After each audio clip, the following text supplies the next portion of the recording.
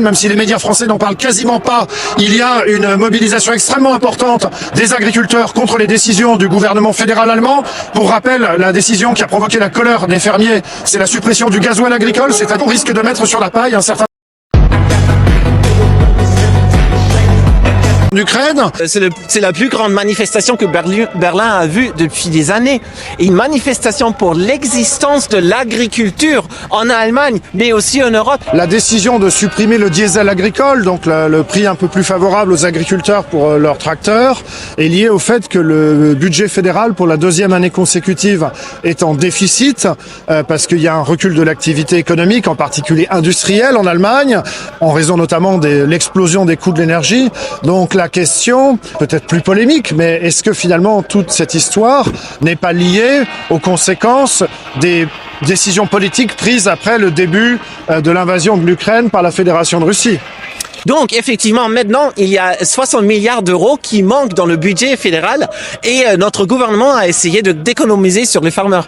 C'est pour ça que les agriculteurs craignent qu'ils ne peuvent pas exister dans l'avenir. Le projet, ce que propose l'AfD pour sortir de cette crise? Il faut couper toutes les impôts liés au climat.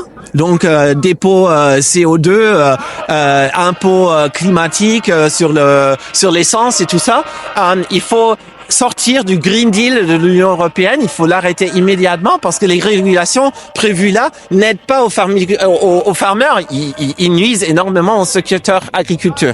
Donc effectivement, si on sort déjà de cette politique européenne de protection de climat, de stratégie farm to fork, et si on coupe en fait les impôts spécialisés sur le climat, effectivement, ça va énormément aider les agriculteurs.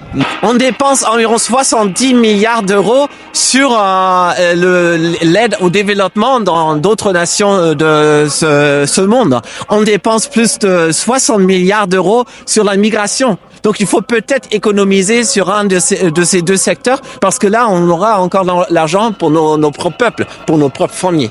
D'accord. Et sur le long terme, est-ce qu'il y a aussi besoin peut-être de rétablir des relations commerciales et énergétiques avec la Fédération de Russie, selon vous, ou alors est-ce que c'est pas la cause unique du problème? Comment vous voyez cette question particulière? C'est un des causes de ce problème qu'on a, en fait, pour la croissance des prix énergétiques aussi. Et c'est pour ça qu'on demande déjà, premièrement, de rétablir l'utilisation de l'énergie nucléaire, parce que notre gouvernement est aussi sorti de ça.